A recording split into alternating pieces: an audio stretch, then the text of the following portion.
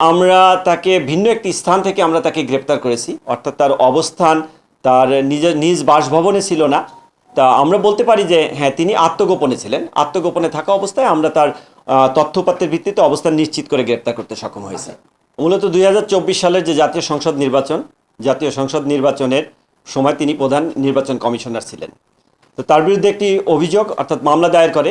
মামলার অভিযোগে যেটা উল্লেখ আছে যে 2024 সালের নির্বাচনে তিনি সকল দল অর্থাৎ বিএনপি সহ অন্যান্য দলের নির্বাচনে অংশগ্রহণ না করা এবং সেক্ষেত্রে সুষ্ঠু পরিবেশ নিশ্চিত করতে না পারায় এবং শুধুমাত্র আওয়ামী লীগ এবং আওয়ামী লীগ সমর্থিত যে দামি ক্যান্ডিডেট এবং জাতীয় পার্টি এদের দিয়ে নির্বাচন করা, এমনকি নির্বাচনের দিনে ভোটের পরিসংখ্যান নিয়ে দ্বিচারিতা করা, অর্থাৎ ভোটের পরিসংখ্যানগত যে বিশ্লেষণ সেটায় পরবর্তীতে মিথ্যা বানোয়ার তথ্য দেওয়া এবং তৎপরবর্তী যে সাংবিধানিক পথে থেকে সংবিধান লঙ্ঘন করে এবং আচরণবিধি লঙ্ঘন করে যে ভোটার যারা নির্বাচনে জয়ী হয়েছে মর্মে গেজেট প্রকাশ করা, এই ধরনের একটি ঘটনাকে কেন্দ্র করে তার বিরুদ্ধে মামলা হয়। যে মামলা সে 20 নম্বর আসামি। আজ দুপুর 1টার দিকে গোয়েন্দা পুলিশের একটি টিম মগবাজার থেকে তাকে গ্রেপ্তার করে। এই মামলায় কতজন আসামি আছে এটা একটু জানি আমাদের জানান। এবং মগবাজার থেকে গ্রেপ্তার করেছে সেই জায়গাটা তার বাসা নাকি সে আত্মগোপন? না, এটি মূলত তার বাসা না, আমাদের কাছে গোপন তথ্য ছিল। গোপন তথ্যের ভিত্তিতে তার অবস্থান আমরা জানতে পারি যে মগবাজারে আছে। তৎপ্রেক্ষিতে আমরা সেখানে নজরদারি রাখি। নজরদারির এক পর্যায়ে আমরা যখন জানতে পারি তার অবস্থান সম্পর্কে নিশ্চিত হই, তখনই সেখান থেকে আমরা তাকে আমাদের হেফাজতে নিই। এর আগে আসলে আমরা সুযোগ করিয়া যাই বলে অনেক জায়গায় খবর পাচ্ছিলাম অনেকগুলো গ্রেফতার করা হয়েছে। আপনারা মনে হয় আরো অভিযান করছিলেন বসুন্ধরা, একটু ওই ডিটেলসটা যদি বলতে থাকেন তাহলে আসলে কি পরিমাণ দেখতে পাবেন? গত যেদিন আর কি এই সংক্রান্তে একটা নিউজ আসে, ওদিনেও আমাদের অভিযান অব্যাহত ছিল। আমাদের তথ্য ছিল, আমরা অভিযান পরিচালনা করেছিলাম।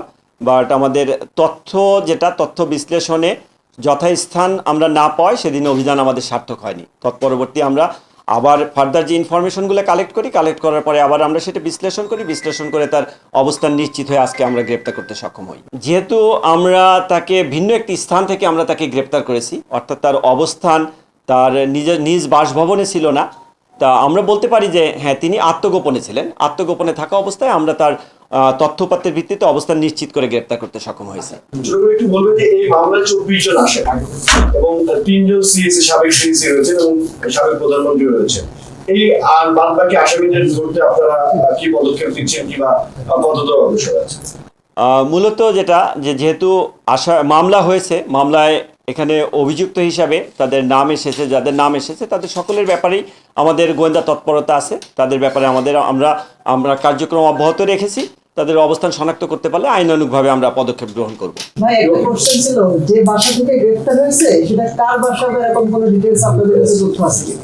প্রাথমিক অবস্থায় আমরা যেখান থেকে এনেছি, আমরা আনার ক্ষেত্রে আমরা মূলত যেটা দেখি, এখানে আমরা গোয়েন্দা পুলিশ যে কার্যক্রমটা করি নাম্বার ভিত্তিক, মোবাইল নাম্বারের উপর ভিত্তি করে আমরা মূল কাজটা করি। তা আমাদের মূল উদ্দেশ্য ছিল টার্গেটকে আইডেন্টিফাই করা এবং তাকে আমাদের হেফাজতে আনা। তা অবস্থানগত দিকটা আমাদের বিশ্লেষণে আছে। বিশ্লেষণ পরবর্তীতে আমরা এটা আবার নিশ্চিত করতে পারবো যে বাসাটি কার। এই স্বৈরাচার শাসনের শুরু আসলে যে নির্বাচন কমিশনার রকিবউদ্দিন, তার অবস্থান সম্বন্ধে আপনারা পরিষ্কার কোনো ধারণা পাচ্ছেন কিনা? অভিযান কিভাবে চলছে? আমরা বললাম তো, এই মামলায় যারা এজাহারভুক্ত আসামি আছে সকলের ব্যাপারেই আমরা গোয়েন্দা তৎপরতা রেখেছি, আমরা আমাদের নজরদারি রেখেছি, আমাদের কার্যক্রম অব্যাহত আছে। আমরা যদি আমাদের কাছে কোনো সুনির্দিষ্ট তথ্যপাত্র থাকে তাহলে আমরা প্রয়োজনীয় আইনানুগ যে ব্যবস্থা সেটা গ্রহণ করব।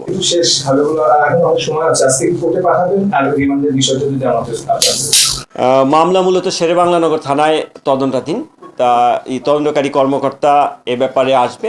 আর প্রথম অবস্থায় কাউকে গ্রেপ্তার পরবর্তী কিছু ইনিশিয়াল ম্যানেজমেন্ট থাকে, যে ম্যানেজমেন্টগুলোর মধ্যে তার মেডিকেল চেক আপ করা, আদার্স অন্য যে বিষয়গুলো থাকে, কিছু ডাটাবেজের কার্যক্রম থাকে, সেই কার্যক্রমগুলো যদি আমরা সমাপ্ত করতে পারি, তদন্তকারী কর্মকর্তা যদি মনে করে যে আজকে দিতে পারবে, তাহলে সেক্ষেত্রে হয়তো সেই ধরনের সিদ্ধান্ত আসতে পারে, না হলে আগামীকাল যাবে। ধন্যবাদ।